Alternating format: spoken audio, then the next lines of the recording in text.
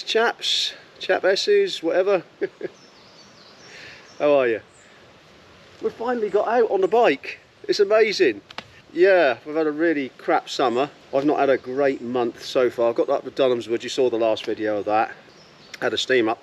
I was supposed to be up there this weekend. Unfortunately, issues with the car, and particularly in getting parts for it, because they stopped importing my make of car 12 years ago. So yeah, not having much fun getting bits for it.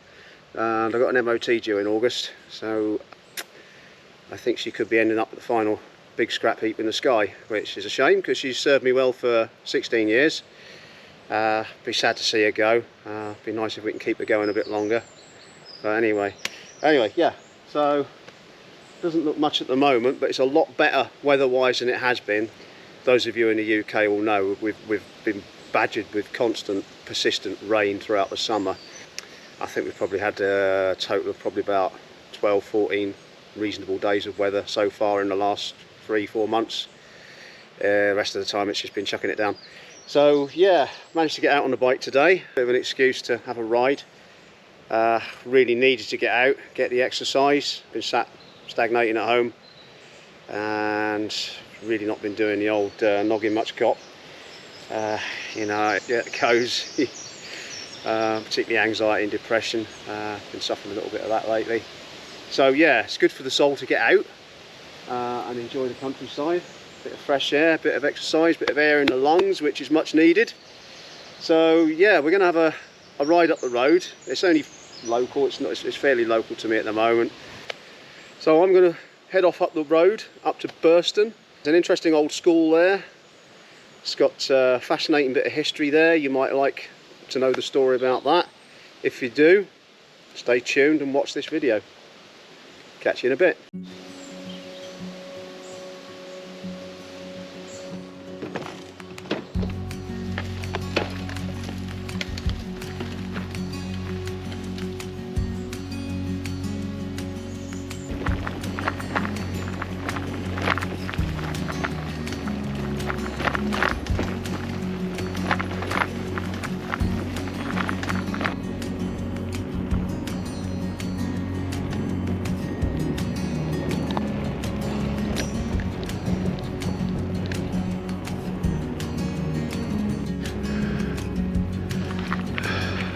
So the story of the strike school at Burston, that starts in 1914 when Annie Higden, also known as Kitty, took over as headmistress with her husband Tom at the Burston and Shimpling Council School.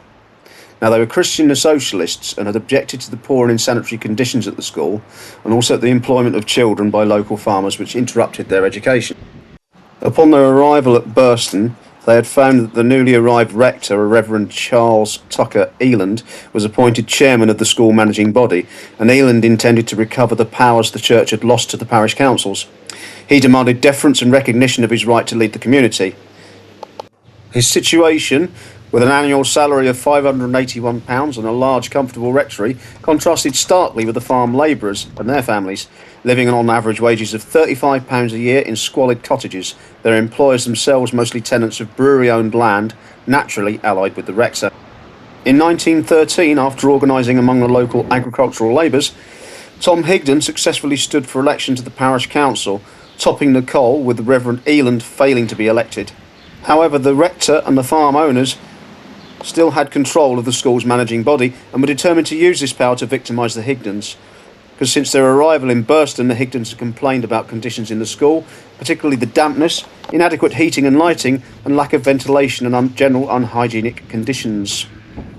Looking for a pretext for action, the managers accused Kitty of lighting a fire without the permission to dry the clothes of children who had walked 3 miles to school in the rain. She was also accused of gross discourtesy when reprimanded for this act. In addition, Kitty was also accused of beating 2 Barnardo's girls. Despite her pacifist principles, the school managers found there was good ground for the complaints of the Barnardo foster mother, and they demanded the Higdens be transferred. Tom and Kitty demanded an inquiry be undertaken by the local Norfolk Education Authority Committee. Due to illness, Kitty was unable to attend, and the legal representative appointed by the National Union of Teachers failed to call any witnesses in her defence as they were being held back for a possible slander case.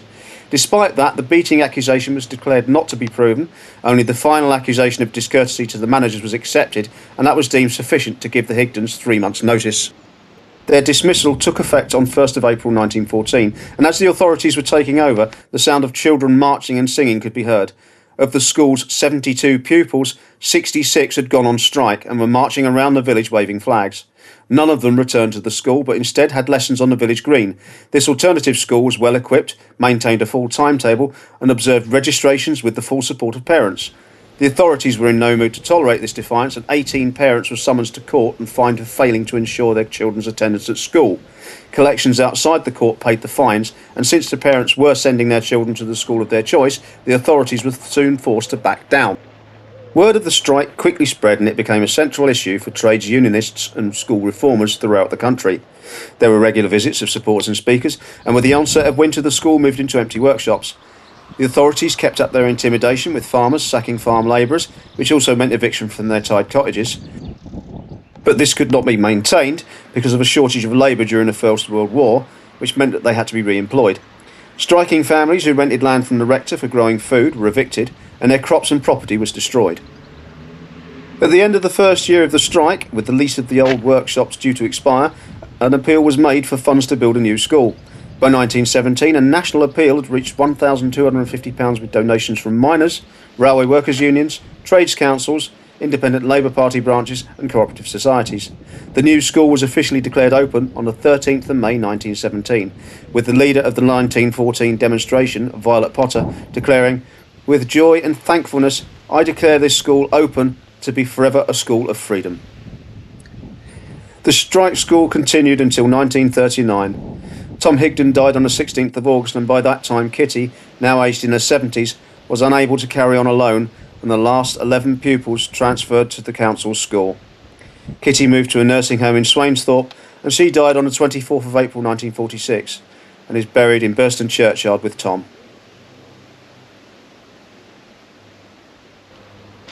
Right, so that was the Burston Strike School. It's over there, which has got the church behind, and the graves of Tom and Kitty over there. This is the school mistress and her husband. Hope you enjoyed the little story about that. That's quite an interesting bit of history, that. Right, we're going to get on the bike, get the lid on, pedal down the road and maybe have a brew up somewhere. Catch you in a bit.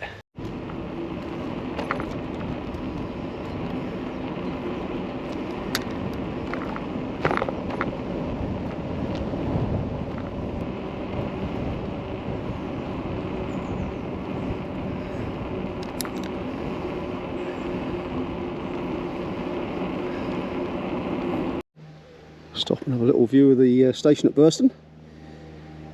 That's what's left of the railway station. You still see the shadows on the brickwork where the posters and timetable boards were.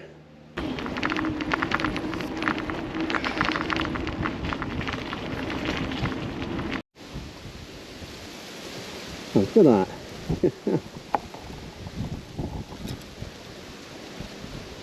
Old Mark III Escort. Oh, G-Reg 1989, 90. Oh, bloody hell.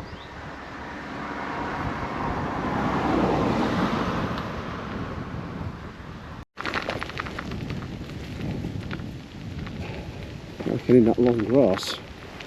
Be a good stealthy spot. Beautiful. Red clover. There's burdock, plantains.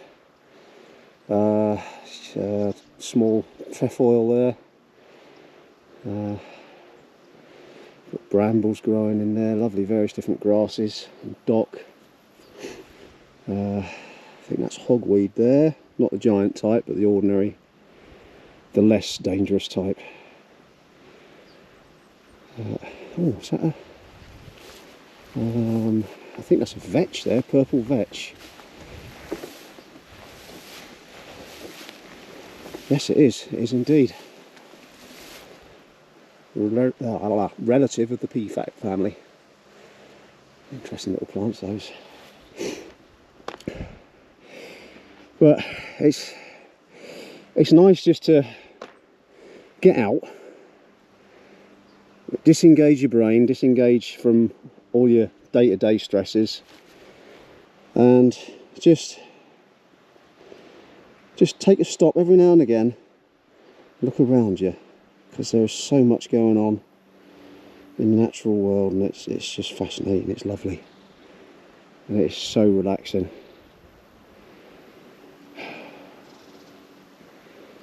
It's great for de-stressing.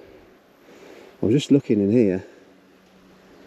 I don't think hardly anybody comes up here, and I reckon getting on that long patch of grass there, as I say, with a bivvy bag or like a little bivvy tent, get hunkered down there, nobody would know you're there. Especially if you turned up late and went away early. You know, turned up at dusk, pitched up, got hunkered down, and then sort of crack of dawn, get back on the move again. Because it's just gorgeous, isn't it? Anyway, there's a hare. Look at that. Whee, there we go. Look at that. That's one of the joys about being out on the bike in the countryside. If you're quiet and stealthy enough, you catch things like that. It's lovely. Lovely to be out in nature. It's good for the soul. I mean, look. I mean, all right, it's not a particularly sunny, bright day, but there's some pretty good looking cloud formations there. And like I say, it's just being out in the fresh air and with nature, the wind in the trees and the grasses. It is absolutely wonderful. Really good for the soul. It's really lifted my spirits, actually. Been in the doldrums the last couple of months, mostly because of weather and a constant cycle of work, home, sit at home not doing much because the weather's crap, and head back to work. So yeah, it's been a bit taking its toll, shall we say. So yeah, it's nice to be back out and enjoying the fresh air. There's a load of butterflies about. It's lovely, absolutely lovely. Right, we'll press on. Oh, hang on, look at that over there, look. Sorry, short attention span, I just got distracted by another butterfly. Right, let's press on.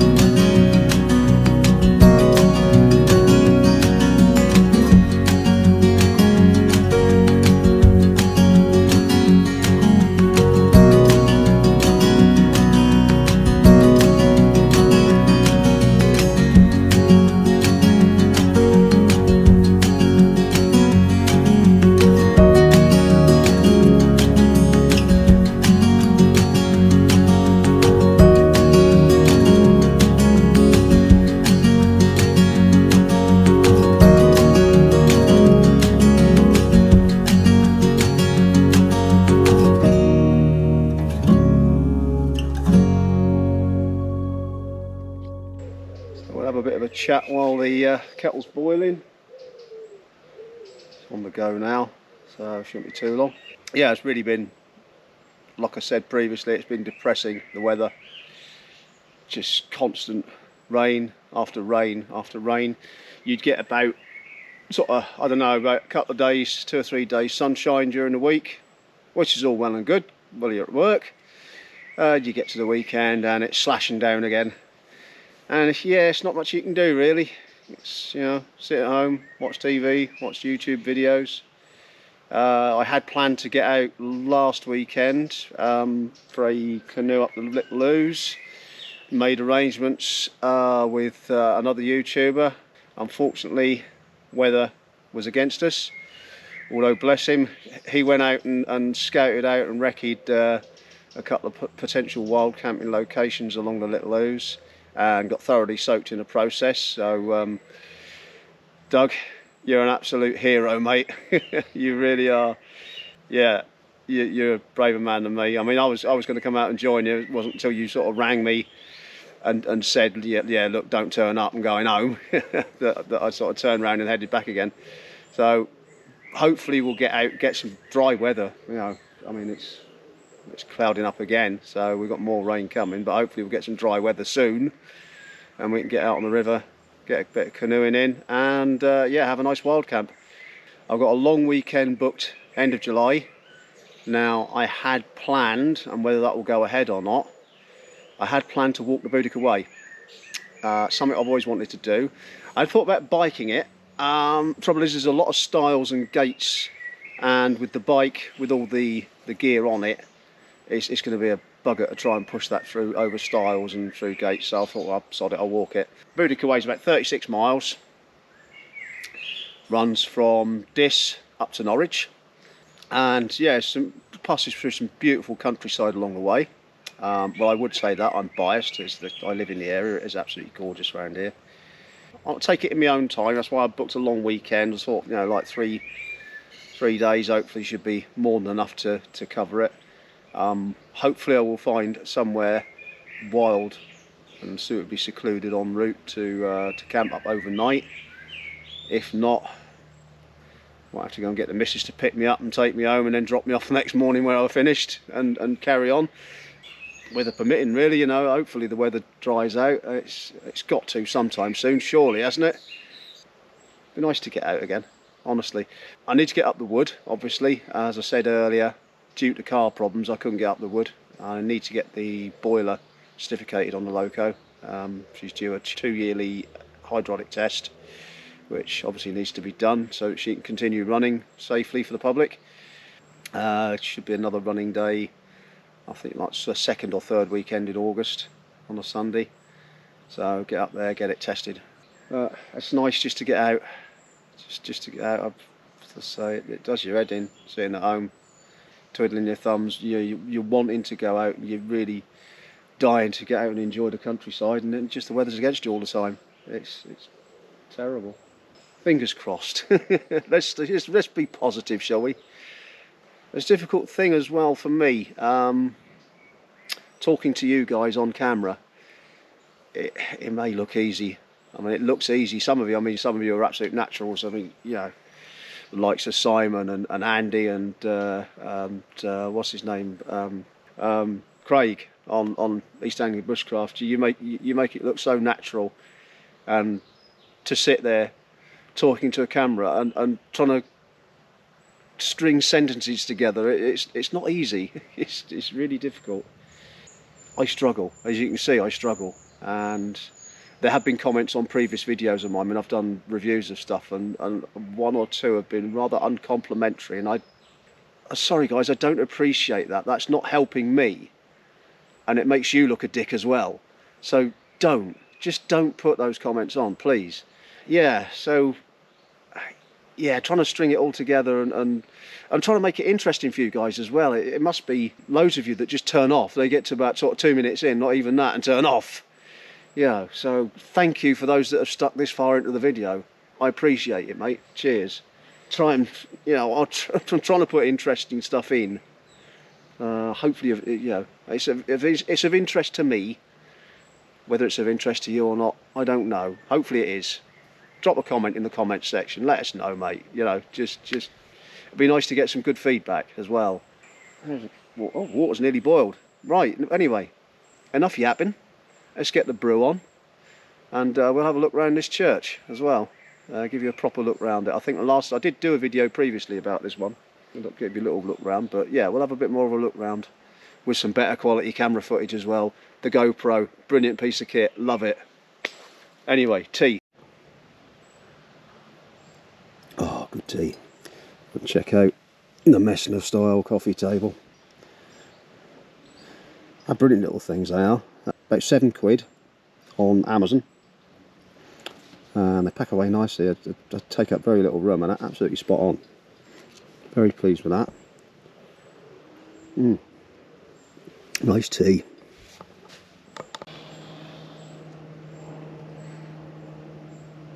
Cheers, blokes.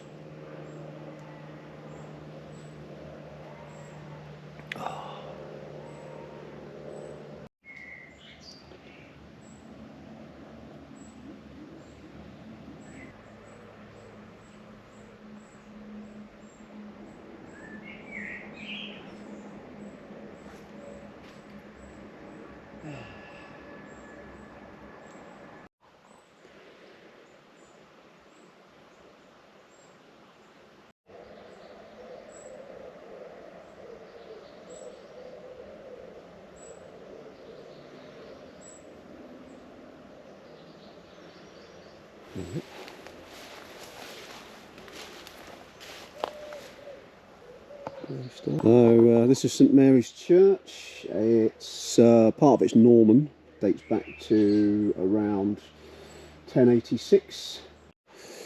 The church consisted of a chancel, which was previously thatched, and the collapsed west square tower, which contained 4 bells.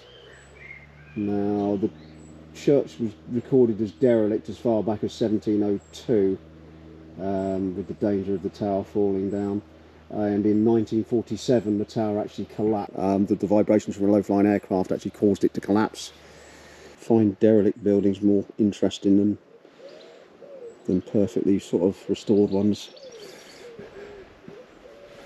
More character about them.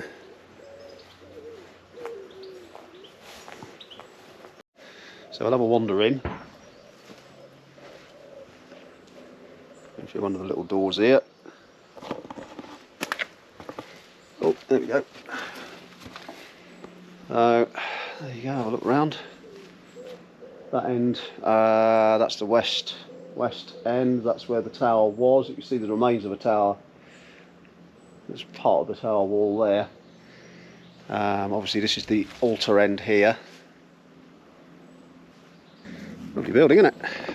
Absolutely lovely. Around. Got a look at view of that gable end there.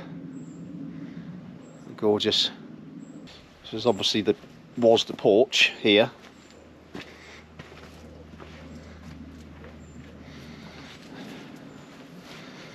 You've got just there, a little alcove in the porch there. You've got the little war memorial there as well, which is nice. The usual buddleia growing everywhere, and ivy. Yeah, it's lovely, isn't it? Look at that.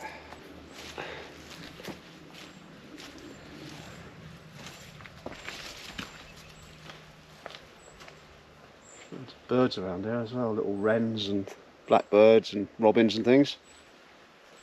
It's lovely, proper little nature reserve. Absolutely gorgeous. Gorgeous, isn't it?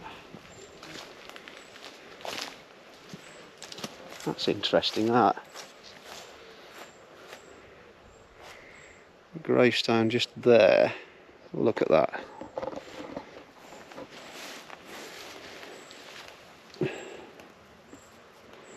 That's sort of ceramic or something on the top of it. Ceramic flowers. Sadly look like they've been broken, which is a pity. Right.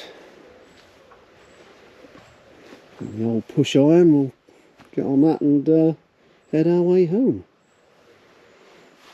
Yeah, I think we'll draw this one to a close, shall we? I've bored you all enough. Yeah, if you've liked the video, bung us a like, the old thumbs up icon below, click that. Subscribe if you haven't already subscribed. Till the next time, I will bid you farewell. Farewell.